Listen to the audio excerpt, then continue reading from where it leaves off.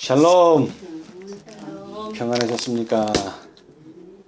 자, 우리 먼저 누가복음 13장 24절. 좁은 문으로 들어가기를 힘쓰라. 내가 너에게 이르노니 들어가기를 구하여도 못하는 자가 많으리라. 예, 감사합니다. 우리 아까 가정공부 시간에는 마태복음 7장을 읽었죠? 거기에는 어떤 말씀이 있었습니까? 좁은 문으로 들어가라. 좁은 문으로 들어가라.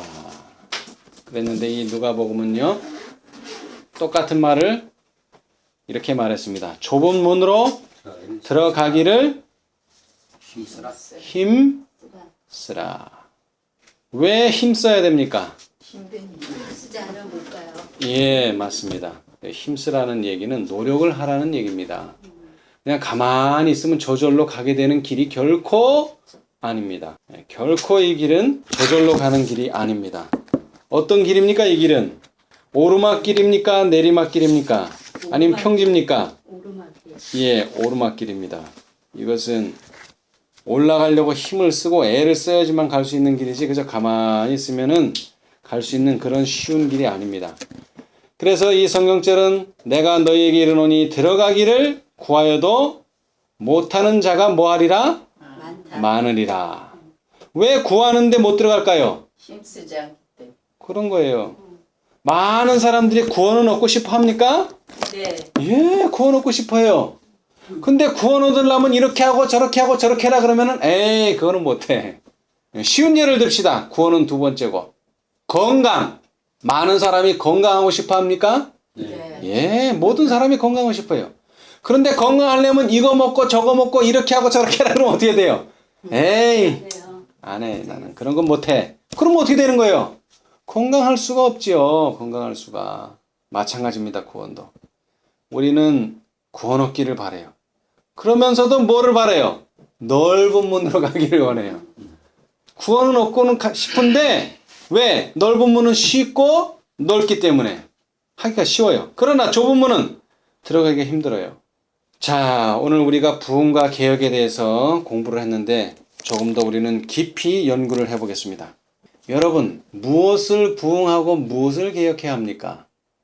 무엇을 부흥하고 무엇을 개혁해야 됩니까? 영적으로 부흥해야 되고 삶을 개혁해야 되고 예. 마음을 바꾸고. 사실 이것은 개혁운동이 대답을 잘 해야 됩니다. 사실은 개혁운동이. 왜? 이름에 뭐가 들었어요? 개혁이 들었어요. 개혁. 이름에는 개혁을 넣고도 개혁이 뭔지를 모른다면 이것은 말도 안 되는 소리죠. 그렇죠? 네. 예. 그런데 사실은 저도 요 근래에 와서 깨닫게 됐어요. 이론적으로는 알았죠. 이론적으로는. 무엇을 어떻게 하고 이론적으로는 알지만은 실제적으로 무엇을 해야 된다는 것은 이번 사건을 통해서 아주 뼈저리게 느꼈어요. 오늘 그것을 좀 연구를 해보고자 합니다. 여러분, 예수님 없는 신앙이 가능합니까? 예, 가능합니다. 그것이 바로 라우디게 상태. 예수님 없는 신앙. 예수님 어디 계세요? 문 밖에. 그러고도 뭐는 해? 신앙은 잘하고 있어. 예수님 안에 안 계셔. 저 밖에 계신데도 신앙은 잘 되고 있어요. 뭔가 잘못된 거죠. 우리는 신앙하면은 뭐와 함께 해야 됩니까? 예수님과 함께 해야 돼요. 그러려면 첫째, 하나님과 그의 보내신 자, 예수 그리스도를 알아야 돼요. 근데 우리가 어떻게 예수님을 알 수 있습니까? 말씀은 예, 말씀. 더 구체적으로 어떤 말씀? 성령과 예언이시네. 어. 성경과 예언의 신을 더 구체적으로 사복음서를 알아야 돼요. 왜? 사복음서가 누구에 대해서 증가하고 있어요? 예수님. 예수님에 대해서. 왜? 예수님을 직접 경험한 4명의 제자가 썼단 말이에요. 그래서 이 복음서만큼 예수님을 잘 표현한 것이 없어요. 그리고 성경은 사복음서고 또 예언의 신은 뭘 읽어봐야 돼요? 예수님을 잘 알려면. 시대의 소망을 잘 읽어야 돼요. 왜? 사복음서를 잘 설명해놨어요. 시대의 소망이. 그렇죠? 네. 자, 우리 계시록을 한번 보십시다. 계시록 4장. 여러분 하늘에 가보셨어요? 예, 못 가봤죠. 그런데 하늘이 어떨 것이라는 걸 알 수 있습니까? 없습니까? 있죠. 왜? 하늘에 대해서 묘사한 곳이 있기 때문에. 계시록 4장. 하늘에 대해서 묘사를 했어요. 자, 이거 누가 가본 겁니까? 요한이. 예, 요한이. 자, 그러나 우리는 요한이 쓴 이 계시를 통해서 우리도 하늘을 볼 수가 있어요. 자, 4장 1절. 2일 후에 내가 보니 하늘에 열린 문이 있는데 내가 들은 바 처음에 내게 말하던 나팔소리 같은 그 음성이 가로되 이리로 올라오라. 이후에 마땅히 될 일을 내가 내게 보이리라 하시더라. 어디로 올라오라? 어디로 올라오라? 하늘로. 하늘로 올라오라. 그래서 어디를 가보게 된 게 이제 드디어 우리가 말하는 천국에 왔도다라는 참이 됐지만 천국에 가게 된 거예요. 누구에 의해서? 나 천국 가고 싶어요. 그래서 갑니까? 아니에요. 거기서 초청을 해줘야지 가는 거예요. 초청을. 중국에 가려면 뭐가 있어야 돼요? 비자가 있어요. 비자도 안 있는데 나는 가고 싶어 하고서 가면 큰일 나죠. 미국도 마찬가지예요. 비자가 있어야 돼요. 초청이 있어야 된단 말이에요. 그런데 감사하게도 요한은 초청을 받았어요. 자, 2절. 그래서 하늘에 올라갔더니 내가 곧 성령에 감동하였더니 보라 하늘에 보좌를 베풀었고 그 보좌 위에 앉으신 이가 있는데 지금 어디를 보고 있는 거예요, 지금? 천국 중에서도 어디? 하나님 보좌. 보좌. 거룩한 성, 예루살렘 성 안에 누구? 하나님의 보좌를 보고 있는 거예요. 자, 3절. 앉으신 이의 모양이 벽옥과 홍보석 같고 그 또. 또 무지개가 있어 보좌에 둘렀는데 그 모양이 녹보석 같더라. 또 보좌에 둘러 24 보좌들이 있고 그 보좌들 위에 24 장로들이 흰 옷을 입고 머리에 금 면류관을 쓰고 앉았더라. 감사합니다. 자, 처음에는 보좌를 받고 보좌에 앉으신 이를 받고 그 다음에는요, 그 보좌 옆에 24 보좌를 둘러서 24 장로의 또 보좌를 받고 네. 그 다음에 그 보좌 위에 앉아있는 24 장로를 보고 그 다음에 5절. 보좌로부터 번개와 음성과 내성이 나고 보좌 앞에 7 등불 켠 것이 있으니 이는 하나님의 7명이라. 보좌 앞에 수정과 같은 유리 바다가 있고 보좌 가운데와 보좌 주위에 4 생물이 있는데 앞뒤에 눈이 가득하더라. 자, 이제 다시 묘사합니다. 자, 하나님의 보좌가 있고 그 다음에 보좌 옆에 뭐가 있어요? 24 장로가 있고 네. 그 다음에 또 뭐가 있어요? 보좌 앞에 수정과 같은 유리 바다가 있고, 그죠? 그 다음에 그 보좌 주위에 또 뭐가 있습니까? 24 장로 외에 번개와 음성과 내성이 나고 보좌 앞에 7 등불을 켠 것이 7 등불이 있고 그 다음에는요 7명이라. 하나님의 7명이라. 보좌 앞에 수정과 같은 유리 바다가 있고 그 다음에는 보좌 가운데와 보좌 주위에 4 생물이 있는데 앞뒤에 눈이 가득하더라. 뭐라고요? 앞 보좌 가운데와 보좌 주위에 뭐가? 4 생물이 있다. 여러분 아시죠? 4 생물 뭡니까? 7절. 송아지. 그 첫째 생물은 사자 같고. 뭐 같고? 사자. 사자 같고. 그 둘째 생물은 송아지 같고. 송아지 같고. 그 셋째 생물은 사람 같고. 사람 같고. 그 넷째 생물은 나라는 독수리. 독수리 같은데. 자, 4 생물 맞죠? 네. 자, 첫째가 뭐라고요? 사자. 사자. 둘째가 송아지. 송아지. 셋째가 사람. 넷째가 독수리. 독수리. 자, 우리가 예수님을 알려면은 뭘 읽어야 된다고요? 시대의 소망을 읽어야 되고 또 뭐? 사복음서를 읽어야 돼요. 마태, 마가, 누가, 요한복음을 읽어야 돼. 그런데 마태는 마치 이 첫째 생물과 같이 예수님을 뭐로 묘사했어요? 사자로 묘사했어요. 유다는 사자 지파예요. 왜? 유다는 뭐가 나와요? 유다에서 왕. 다윗이 누구 지파예요? 다윗. 유다 지파 왕. 예수님은 왕으로 이 세상에 오신 거예요. 아멘. 그래서 예수님의 족보가 2 책에만 나와요. 다른 책에는 안 나와요. 어디 나옵니까? 누가복음 3장. 마태복음과 누가복음. 누가복음 2 책밖에 안 나와요. 근데 마태복음을 한번 보십시다. 마태복음 1장에 나오죠? 네, 시작에. 거기에 키포인트가 뭡니까? 아브라함과 누구? 예수 그리스도. 아니죠. 다윗의 자손. 예수 그리스도의 세계라. 누구를 강조했어요? 다윗. 다윗. 왜? 다윗이 무슨 지파니까? 유다 유다 지파. 근데 아브라함은 무슨 지파예요? 아브라함. 지파가 없어요. 지파는 누구 다음에 나오는 거야? 지파는 야곱의 자손부터 나오는 맞아요, 건데 아브라함은 없죠. 자, 다시 말하자면은 이 마태복음은 벌써 1장 1절서부터 누구를 소개해요? 다윗, 왕 같은 다윗. 그래서 예수님은 누구의 자손이다? 왕의 자손이다. 이걸 강조하고 있어요. 그런데 하늘에서 본 보좌 주위에 있는 생물을 보니까 뭐다? 첫째 생물이 뭐? 사자. 사자다. 사자는 동물의 왕 아닙니까? 네. 예, 왕의 왕. 왕 같은 예수님. 그 다음에 이제 마가복음 보십시다. 마가복음에는 족보가 안 나옵니다. 예, 족보가 안 나와요. 그런데 두 번째 짐승이 뭐예요? 송아지. 예, 송아지. 소란 말이에요, 소. 여러분, 소만큼 인간한테 이로운 동물이 있습니까? 없어요. 개도 있고 고양이도 있지만 사실 우리 사는데 도움 안 되죠? 네. 그러나 농촌에서 가장 효자가 누굽니까? 소예요. 태어나가지고 뭐 해줍니까? 일해주고 일해주고, 이제 죽을 때쯤 되면은 고기 주고, 먹혀주고. 자식 낳아서 돈 벌어. 예, 자식 나서 또 돈 벌어주고.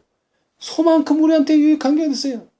그런데 태어나서 소한테 무슨 뭐 명예를 줍니까? 먹을 걸 잘 줍니까? 그저 그냥 채소 풀이나 뜯어먹고. 그러죠? 예수님이 이 세상에 오셔서 하신 일이 뭐예요? 종의 종으로서 하신 일밖에 없어요. 여러분, 인간 가운데서 제일 높은 사람이 누구예요? 인간 중에 제일 높은 사람. 왕! 왕. 왕보다 더 높은 사람 없어요. 지금으로 말하면 대통령이죠. 그러면 인간 중에서 제일 낮은 사람 누구예요? 종. 종보다 낮은 사람 없어요. 그죠? 노예란 말이에요. 노예, 종. 그런데 예수님은 그 두 가지를 다 가지고 계세요. 어떻게 왕이면서 어떻게 종이 됩니까? 가능합니까? 가능합니다. 가능합니다. 어떻게 가능합니까? 어떻게 가능해요? 제가 조금 이따 설명해 드릴게요. 여러분, 이걸 잘 이해하셔야 돼. 우리 개혁자들이 그러기 때문에 실패하는 거예요. 개혁운동이 그러기 때문에 실패하는 거예요. 두 가지는 너무나 달라요. 그죠? 왕하고 종은 천지차예요. 이거는 달라도 너무 달라. 그런데 이것이 뭐? 예수님 안에서 하나가 될 수 있다는 거. 이게 바로 성육신의 비밀이에요. 자, 그 다음 누가복음으로 가보십시다. 마태는 족보를 어떻게 설명했다고요? 아브라함과 다윗의 자손이라고 하면서 소개를 했는데 이 누가는 어떻게 소개했어요? 족보를. 또 1장에 안 나오죠, 족보가? 예, 3장에. 네, 3장에 나와요. 자, 아브라함의 족보는 어떻게 됩니까? 누구의 아들, 누구의 아들, 누구의 아들, 누구의 아들로 가죠? 누가복음의 족보는 거꾸로 가요, 거꾸로. 자, 3장 한번 보실까요? 이상이라 그랬죠? 누가 누구를 낳고가 아니라 이상, 그죠? 위로 간단 말이에요. 누구의 아버지는 누구, 누구의 아버지는 누구, 이렇게 된단 말이에요, 그죠? 그래서 끝에 가면 어떻게 됩니까? 아담이 나올 거 아니에요? 그 이상은 아담이요. 여기서 끝나야 되죠? 근데 여기서 끝 안 나. 하나님. 그 이상은 하나님이시니라. 하나님이시니라. 그 이상은 하나님이시니라. 그래서 이 누가는요, 인간으로 오신 예수를 아주 잘 묘사했어요. 예수는 누구다? 사람. 인간이다. 사람이라는 거예요. 사람이라는 거예요, 예수는. 자, 그런데 요한복음은요, 요한복음은 처음부터 심상치 않아요. 처음부터 뭐라 그래요? 태초에 말씀이 되시니라. 말씀이 계시니라. 이 말씀이 하나님과 함께 계셨으니 이 말씀은 곧 뭐라? 하나님이시니라. 하나님이시니라. 누가복음이 예수님은 인간이라는 걸 아주 잘 묘사한 반면 요한복음은 뭐예요? 말씀. 말씀이시라. 하나님. 예수님은 뭐다? 하나님이다. 신성을 엄청 강조했어요. 신성을.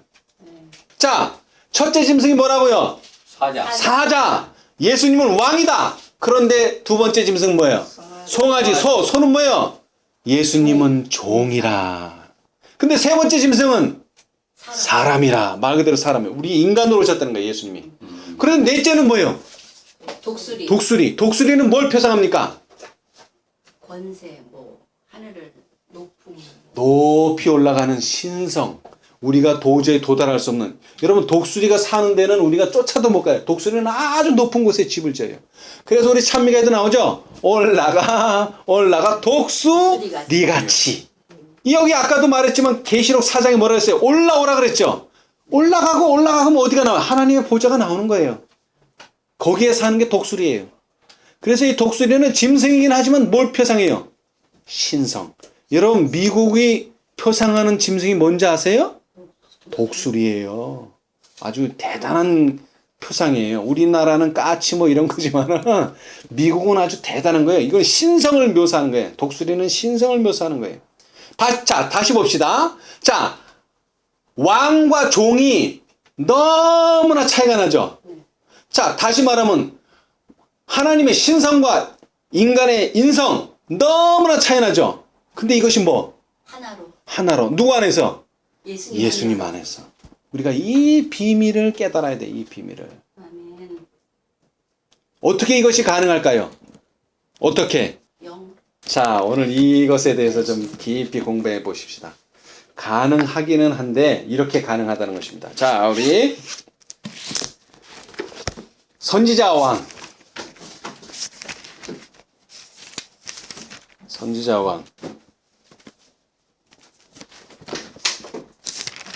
51장 영적 부흥. 여러분 이거 잘 읽어보십시오.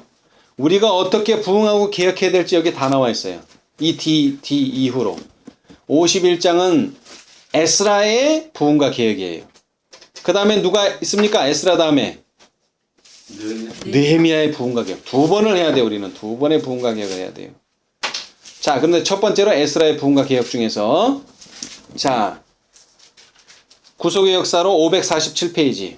자, 왼쪽 단 두 번째 문단 보시면은 에스라의 동기는 높고도 거룩하였으며 그가 행한 모든 일에 있어서 그는 영혼에 대한 깊은 사랑에 의하여 행동하였다. 고의로 범하였든지 알지 못하고 범하였든지 간에 범죄한 사람들에게 에스라가 나타낸 동정과 친절은 개혁을 일으키고자 하는 모든 사람에게 한 실물교훈이 될 것이다. 하나님의 종들은 의의 원칙들이 관계되어 있는 한 반석처럼 굳게 서야 하지만 동시에 그들은 동정과 관용을 나타내야 한다.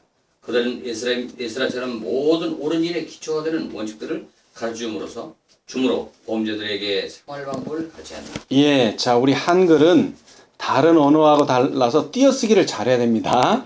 우리 장로님께서 읽어주셨는데 잘 읽어주셨는데 요거 띄어쓰기를 조금 더 바꾸겠습니다.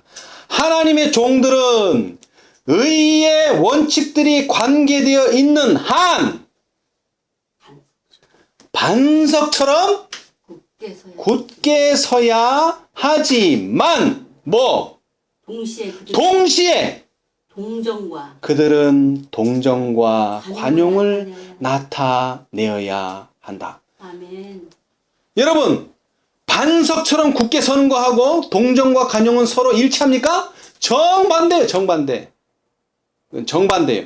그러나 동시에 어떻게 그 일이 가능하냐 이 말이에요. 동시에. 여기는 동시에 그렇게 하라 그랬죠? 원칙에 있어서는 절대로 뭐하면 안 돼요. 물러서는 안 돼. 반석처럼 단단해야 돼. 그러나 우리는 영혼을 사랑하는, 영혼을 대하는 면에 있어서는 아주 부드럽고 동정과 관용이 나타나야 돼. 이것이 어떻게 가능하냐 말이에요. 동시에.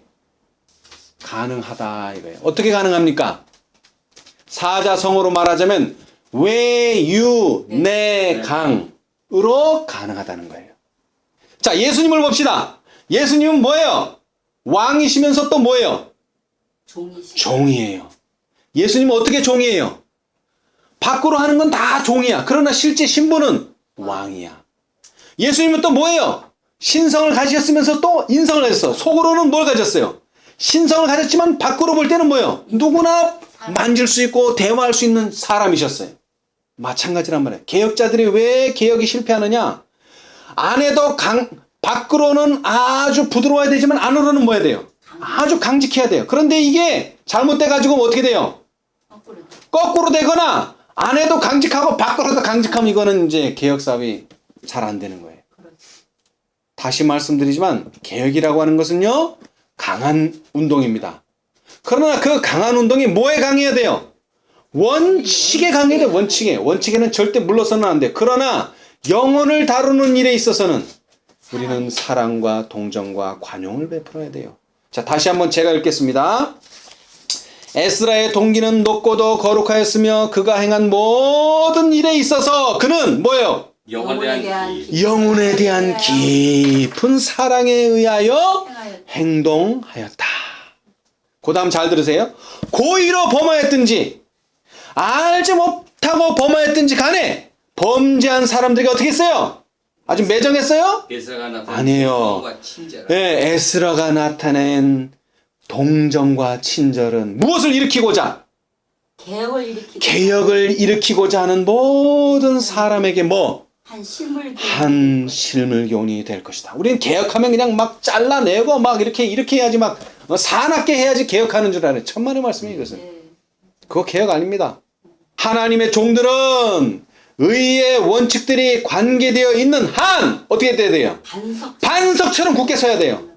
절대로 그건 양보 안 돼. 그러나 동시에 영혼들에 대해서는 그들은 동정과 관용을 나타내야 한다.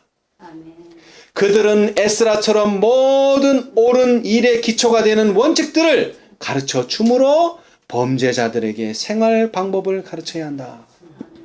이것이 우리가 해야 될 일이라는 것입니다. 다시 말하자면 부흥과 개혁은 두 가지의 사업을 가지고 있습니다. 하나는 뭡니까? 원칙을 바로 세워야 돼요. 지금 뭐가 잘못됐어요?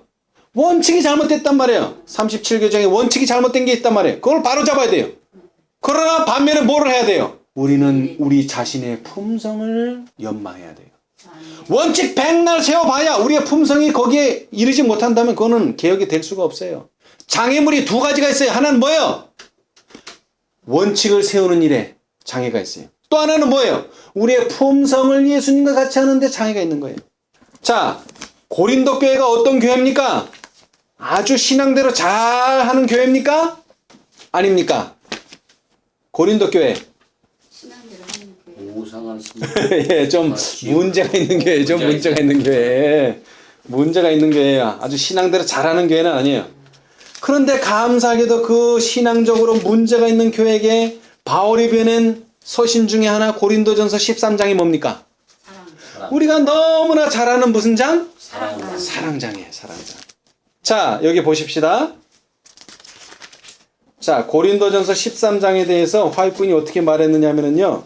자, 우리 복음성경 13장을 펴세요. 그 밑에 있습니다. 자, 13장 주석을 보십시다. 고전 13장을 매일 뭐 하라? 매일 읽어라. 읽으라. 매일 읽어라. 예. 자, 우리 읽어보십시다. 그 내용. 아니, 13장을 읽는 게 아니라 13장 주석, 고린도전서 13장을 매일 읽으라. 그거를 읽어보자고요. 복음성경 고린도전서 13장을 펴면 그 아래 주석에 있어요. 306페이지. 신약성경 306페이지 펴보세요. 예, 읽어보세요. 큰 소리로. 그래서는 예. 내가 고린도전서 13장으로 그의 백성들의 주의를 환기시키기를 원하셨다. 이 장을 매일 읽고 여기에서 위로의 힘을 얻으라. 하나님께서 성화된 사람, 하늘에서 난 사람이다. 하늘에서 난 사랑이다. 사랑에다 부여하시는 가치가 어떠함을 배우고 그것이 가르치는 바 교훈들을 그대의 가슴속에 깊이 새겨두라. 그리스도와 같은 사랑은 하늘에서 나는 것임을 배우고 그것이 없는 다른 모든 자질들은 아무 가치가 없다는 것을 배우라. 아멘.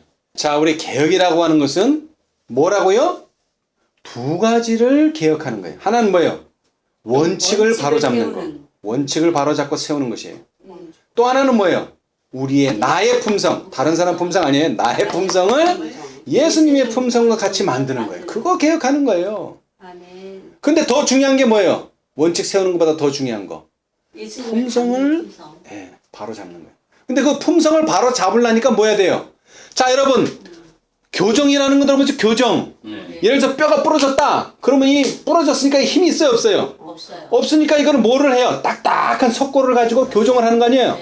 그 딱딱한 석고가 없이 말랑말랑한 고무줄을 가지고 이게 교정이 돼요? 안 돼요. 절대로 안 돼. 우리는 우리의 품성을 바로 잡으려면 성경과 예언의 신의 바른 원칙을 딱 세워야 돼. 그거 없이는 절대로 우리가 발라지질 않아. 그러나 그렇게 원칙을 세웠다 하더라도 내가 그 원칙을 세우려는 노력이 없이는 우리는 절대로 품성이 변화되지 않습니다. 자, 그래서 여기 뭐라 그랬어요? 고린도전서 13장을 매일 읽어라. 그랬어요. 고린도전서 13장이 뭘 말하는데? 사랑, 품성. 우리의 품성이 사랑스러운 품성이 돼야 된다 이 말이에요. 아멘. 자, 보십시다. 그러면 또 사도행전 이 고린도전서 13장을 이렇게 설명했어요. 고린도 교회에게 보내는 편지를 설명하시면서 사도행전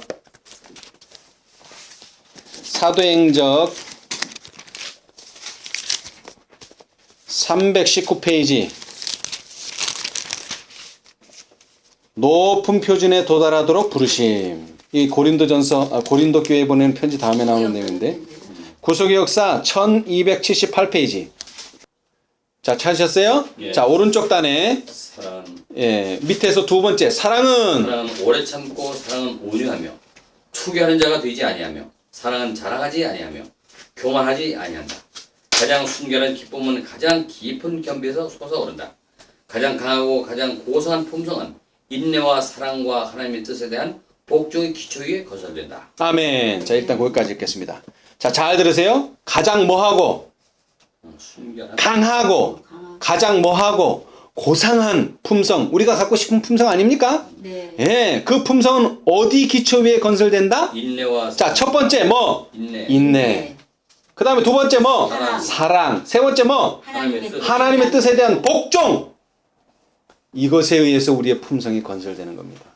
세 가지를 말했어요. 자, 그 다음 사랑은 사랑은 무례히 행치 아니하며 자기의 유익을 굳지 아니하며 성내지 아니하며 악한 것을 생각지 아니한다. 그리스도와 같은 사랑은 다른 사람들의 동기와 행위에 가장 좋은 해석을 가한다.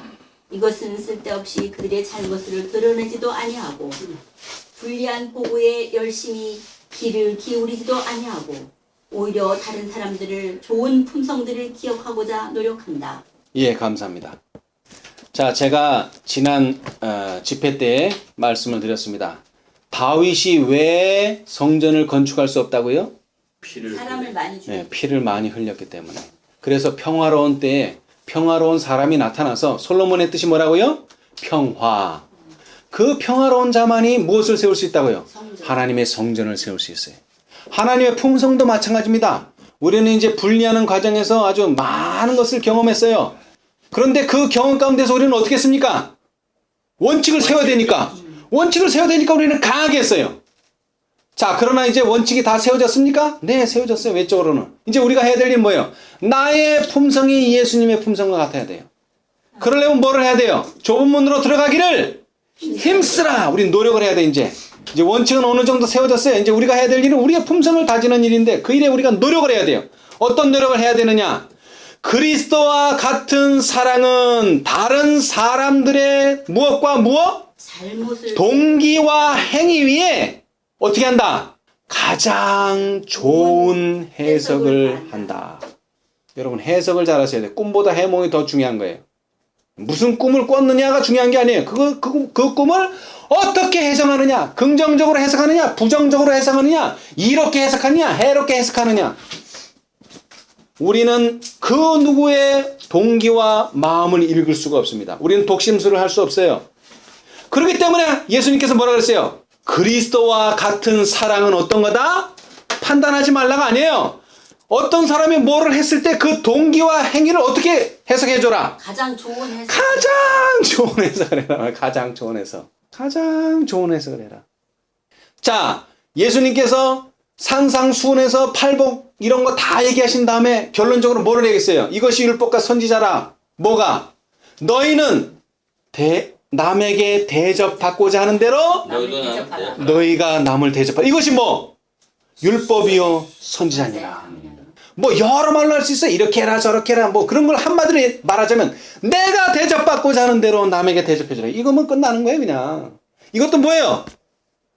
그리스도와 같은 사랑은 뭐다? 다른 사람에게 동기와 행위를 어떻게? 가장 좋은 해석을 해줘라. 그리고 나서는 뭐예요? 이것은 쓸데없이 그들의 잘못을 드러내지도 아니하고 불리한 보고에 열심히 귀를 기울이지도 아니하고 오히려 다른 사람들의 좋은 품성들을 뭐하고자? 기억하고자 노력한다. 여기도 노력이라는 말이 들었어요. 왜? 가만히 있으면 뭐만 생각납니까? 나쁜 거. 나쁜 것만 생각나요 이것이. 노력을 해. 네, 노력을 해야 돼. 그래서 뭐를 생각하도록 그 사람의 좋은 품성만. 여러분, 아무리 개망난이라도 좋은 품성 하나 정도는 다 있어요. 하나 정도는. 이것이 하나님의 은혜예요. 아무리 나쁜 사람이라도 좋은 거 하나 정도는 있다는 거. 이것이 참 하나님의 은혜예요. 그럴 때에 우리는 99를 생각하지 말고 그 하나를 생각하라는 거예요. 좋은 것을. 근데 그것이 쉽다, 어렵다? 어렵다. 그래서 뭐 하라? 노력하라. 힘쓰라. 그런데 그냥 내가 이렇게 해야지가 아니라 말씀을 가지고 하면 더 힘이 난다는 거예요. 말씀. 아, 말씀에도 이렇게 하라 그랬네? 야, 그럼 나도 말씀대로 해야지. 그러면 더 힘이 나는 거예요. 그러면 어떻게 됩니까? 자, 외적으로도 원칙을 세워놨고 내적으로도 내 품성이 다져진다면 뭐 하는 거예요, 이제? 크게 외치게 되는 거예요. 이제 크게 외치게 되는 거예요, 이게. 여러분, 큰 외침은요, 말로 하는 게 아닙니다. 지하철에서 주 예수를 믿으라. 그러면 천당 가고 믿지 않으면 지옥 간다. 이거 확성기 가지고 합니다, 그 사람들. 우리는 확성기가 필요 없어요. 왜? 뭘로 말하기 때문에? 품성으로 말하기 때문에 우리는 확성기가 필요 없어요. 품성으로 말하는 것이 뭐다? 큰 외침이래요. 입으로 말하는 건 작은 외침이에요. 입으로 말하는 건. 우리는 품성으로 말해야 됩니다. 품성으로. 그런데 그 품성이 어떻게 만들어집니까? 힘쓰고 노력해야. 인내, 사랑, 하나님의 뜻에 대한 복종. 우리는 복종해야 돼요. 너희는 은혜스러운 말만 하고 불필요한 말은 하지 말아라. 그럼 하지 말아야 돼요. 아무리 분위기가 안 좋아도 그런 말은 하지 말아야 돼요. 그 다음에 하라는 말은 또 해야 되고. 그러나 특별히 우리는 에스라의 개혁에서 다시 한번 힌트를 얻을 수 있어요. 에스라의 개혁. 그죠? 자, 다시 한번 넘어가 봅시다. 선지자 왕.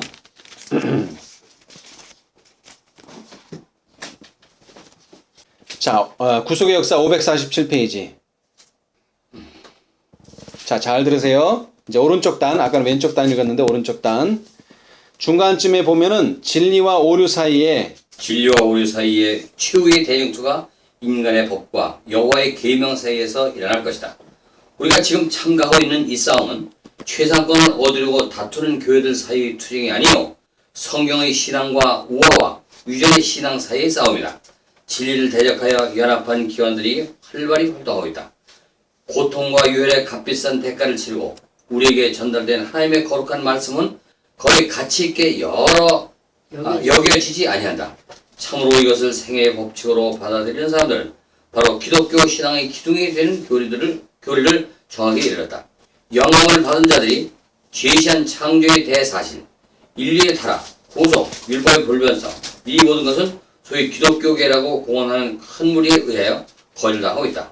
저의 지식을 스스로 자랑하는 무수한 자들은 성경의 절대적 신임을 두는 것은 약한 증거라면서 성경 말씀은 트집 잡고 그 가장 중대한 진리들을 영적으로 돌리고 교묘하게 설명하는 것이 학식 있는 증거라고 생각한다. 아멘. 여러분 이번 사건에서 잘 보고 있죠? 네. 자, 그런데 중요한 게 있어요. 자, 우리가 원칙을 세움으로써 뭐가 됩니까? 우리가 품성을 다질 수 있는 초석은 다졌는데 실제로 그 원칙을 우리의 생애에 적용하지 않으면 뭐가 되는 거예요? 우리가 세운 원칙은 아무런 쓸모가 없어요. 여기도 그랬죠? 참으로 이것을 우리가 세운 그 원칙을 우리가 고수한 그 말씀을 생애의 원칙으로 받아들이게 될 때에 그것이 바로 대쟁투에서 우리가 하나님의 편에서 승리하게 되는 비결이라 이겁니다. 이제 원칙은 세워졌어요. 원칙은 그대로. 그러나 이제 그 원칙이 뭐가 돼야 돼요? 우리의 생애의 원칙이 돼야 돼요. 생애의 원칙이 돼야 돼요. 그러지 않으면 뭐가 되는 거예요? 우리가 세운 원칙은 아무런 의미가 없어요. 우리는 다시 말하지만은 마태복음 24장 14절 14절. 복음이 모든 민족에게 증거되기 위하여 예. 온 세상에 전파되리니 그제야 끝이 오리라. 예. 자, 이 천국 복음이 모든 민족에게 뭐? 증거되기 위하여 온 세상에 전파되리니 그제야 뭐가? 끝이 오리라. 근데 어떤 사람들은 이 성경책을 어떻게 읽습니까? 이 천국 복음이 온 세상에 전파되기 위하여 모든 민족에게 증거되리니 그제야 끝이 오리라. 뭐 하는데 애를 써요? 전파하는 일에 그냥 막 여기도 보내고 저기도 보내고 전파하는 일에 애를 쓰는데 뭐 하는 일은 힘을 안 쓰고 증거하는 일에는 힘을 안 쓰고 전파만 하는 거예요. 전파만. 전파가 중요한 게 아니에요. 여기서는 뭐가 중요해요? 증거. 증거가 중요해요. 증거라는 뜻이 뭐예요? 증거라는 뜻이 예수. 있는 걸 그대로 보여주는 게 증거입니다. 뭘 보여줘야 돼요? 우리는 원칙 보여주고 그 다음에 뭐? 우리의 품성 보여줘야 돼요. 원칙과 품성을 보여줘야 돼요. 근데 지금 사람들은 원칙은 어느 정도 그래도 보여준다고 하는데 개혁운동이 그죠? 원칙은. 근데 뭐가? 품성은 아직도 되지 않았어요. 왜 되지 않았어요? 그러한 원칙을 생애에 받아들이지 않았기 때문에. 그러니까 무슨 일이 벌어져? 고소하는 일도 벌어지고 멱살 잡는 일도 벌어지고 그런 일이 벌어지는 거예요. 품성으로 받아들이지 않았기 때문에. 무슨 일이 있어도 우리는 그런 일은 해서는 안 됩니다. 그것이 우리 원칙이에요. 우리가 죽는 한이 있어도 손해보는 한이 있어도. 근데 천주교회와 개신교회와 많은 기독교계가 뭐라 그래요? 이것이 하나님을 섬기는 예라 그러면서 사람도 죽이고 이것이 하나님을 섬기는 예라 그러면서 출교도 시키고 그런 일을 하고 있단 말이에요. 이것이 하나님을 섬기는 예라고 말하면서. 그러나 절대로 이 방법, 강제적인 것은 절대로 하나님의 방법이 아닙니다. 그 결론을 우리가 보고 있는 거예요. 자, 다시 말하지만 우리는 이제 원칙을 세웠어요. 어느 정도. 이제 우리가 해야 될 일은 뭡니까? 그 원칙을 우리의 생애 가운데 가져오는 것입니다. 그래서 예수님과 같은 품성을 드러내는 것입니다. 그것이 곧 뭐다? 큰 외침이다. 자, 우리 큰 외침 합시다. 이래서 되는 게 아니에요. 우리가 원칙을 세우고 그 다음에 그 원칙이 우리의 생애 가운데 자리 잡으면 그것이 큰 외침으로 나아가게 된다. 이 말입니다. 아멘. 우리는 그 일을 위해서 지금 부흥과 개혁을 공부하고 있는 거예요. 그러나 외적으로는 원칙을 세웠지만 내적으로 품성이 준비되지 않는다면 이것은 되지 않는다 이것입니다. 또 그런 사람이 있어요. 품성은 아주 좋은데 뭐는 원칙을 또 못 세우는 사람이 있어요. 이것도 되지 않아요. 우리는 두 가지를 동시에 해야 합니다. 외유, 내강을 해야 된다는 거죠. 우리는 사람들에 대해서는 너무나 부드러운 사람이 돼요. 여러분 황희정승의 얘기 아시죠? 두 종이 왔어요. A라는 종이 와가지고 날이 내가 이래서 저래 합니다. 그래서 이래저래 했습니다. 그래 네 말이 맞다. B가 왔어요. 아, 제 말도 들어보십시오. 이래 해서 저래 돼서 저래 됐으면 그래 네 말도 맞다. 그랬더니 그 부인이 아니 당신은 A가 맞으면 A가 맞고 B가 맞으면 B가 맞지 어떻게 A도 맞고 B도 맞냐. 그랬더니 또 하는 말이 당신 말도 맞어. 그 무슨 뜻이에요 그게? 공과 사를 구분한다 이거예요. 사적인 일에는 그래 네 말도 맞고 네 말도 맞고 네 말도 맞고 다 맞다. 싸울 필요가 없어요. 사적인 일. 될 수 있으면 우리는 모든 사람과 뭐하라? 평화하라. 그래서 평화하라. 그러나 어떤 일에 있어서는 공적인 일, 원칙을 세우는 일에 있어서는 절대로 우리는 양보가 있어서는 안 됩니다. 그런데 이 두 가지가 서로 조화를 이루지 못하기 때문에 개혁운동의 사실 여태까지 이렇게 지지부진한 결과밖에는 못 이룬 거예요. 우리는 이제 분명히 알았어요. 외유 내강을 알았고 원칙은 세우지만 영혼들을 대하는 데 있어서는 우리는 관용과 자비를 베풀어야 된다. 분명히 알았어요. 아멘. 예. 우리는 이것을 확실하게 알았기 때문에 이제 이것을 우리의 생애에 적용해야 됩니다. 자, 그래서 이제 마지막으로 마치겠습니다. 자, 계시록 14장. 성도들의 뭐? 인내가 여기 있나니 은혜가 여기 있나니. 저희는 예수님과 하나님의 기쁨과 보십시다. 자, 이제 이거 해석을 해보십시다. 이제 이 정도 연구했으니까 이제 해석할 수 있어야 돼요. 자, 성도들의 인내가 여기 있나니 저희는 뭐? 하나님의 기쁨. 우리 원칙에 있어서는 절대로 요동해서는 안 돼요. 그러나 반면에 뭐요? 예수 믿음을 가져야 돼요. 예수 믿음이라는 건 예수의 품성입니다. 예수님의 품성을 또한 지켜야 돼요. 우리는 온유한 심령을 가져야 돼요. 관용하는 심령이 있어야 돼요. 다른 영혼을 사랑하는 심령이 있어야 돼요. 이 두 가지는 서로 양립할 수 없는 것이지만 예수님 안에서는 가능했다는 거. 그리고 이제 예수님을 따르는 우리 안에서도 가능한데 그것이 어떻게? 외유내강으로 가능하다는 거. 다시 한번 기억하시기 바랍니다. 여러분, 오늘 우리는 원칙에서는 더 강해져야 됩니다. 개인적으로.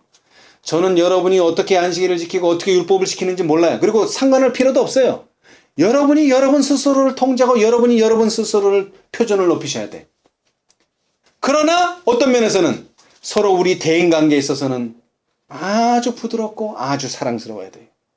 이렇게 될 때에만 우리가 힘있게 하나님의 사업을 할 수가 있어요. 그래서 성도들의 인내가 여기 있나니 저희는 하나님의 계명과 예수 믿음엔다. 거기다 예수 품성을 지키는 자니라. 오늘 우리가 여기까지 왔기 때문에 이것도 해석이 되는 거예요. 전에 저도 이게 예수 믿음이라는 게 도대체 무엇일까? 네, 왜냐면 이거 셋째 천사의 결론인데 이것을 이해 못한다면 우리가 세 천사의 기별을 이론적으로 아는 것에 불과하잖아. 그죠? 근데 우리는 이제 바로 그것이다. 예수의 품성을 지키는 것이구나. 우리 모두 다 인내를 가지고 하나님의 계명과 예수의 품성을 지키는 저와 여러분이 되시기를 간절히 바라면서 말씀 마치겠습니다. 아멘.